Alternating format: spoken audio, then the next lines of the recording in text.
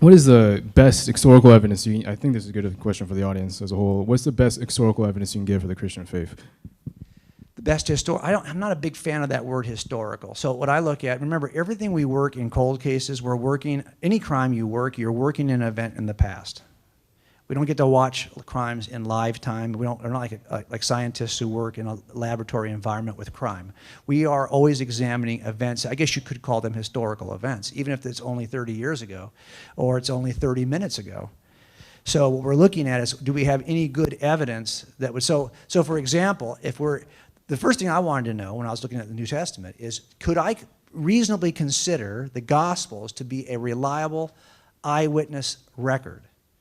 That's up for debate, and people will debate that for ages, okay? And I've written a ton about this in both my books and on the website. And what I try to argue is that I think we've got good reason to at least suggest that the authors of this account wanted it to be considered an eyewitness account. We have statements like John at the end of his account where he says, hey, I'm writing about all that Jesus did. I could write a lot more. I could fill books with all this stuff. Okay. Then the question is, well, is it a reliable account? Is it an account, an eyewitness account? And then is it a reliable account? And if it's a reliable account, this is how, by the way, I get supplemental reports from 30 years ago in which a witness has been interviewed by a detective in 1972. Now, that witness has been dead for 10 years. So I have no way to go re-interview that person. And the detective has been dead for 5.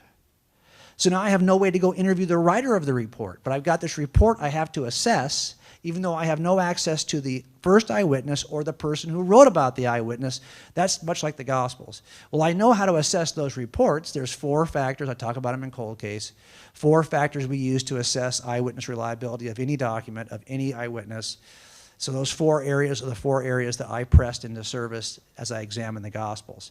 So for me, remember, when someone asks you, what is the one reason why you believe this to be true, I'm always a little bit hesitant because I never have one reason.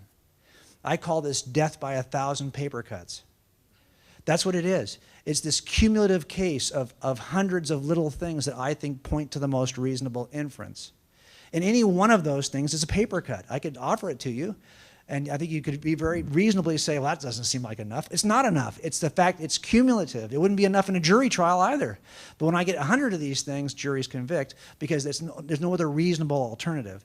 And that's what I tried to do with Cold Case Christianity. That book is really about looking at the historical evidence for the reliability of the New Testament. I know that's not going to give you much. So give me a chance to recite 48,000 words, and I can give it to you right now. Yeah, of course. Yeah, no problem. Thank you. Thank you, sir. Appreciate you. Thanks so much for watching our video. If it was helpful and useful to you, I'd really appreciate it if you would follow us, subscribe to our channel at the bottom link here in the video, and tell your friends. And please follow us on social media.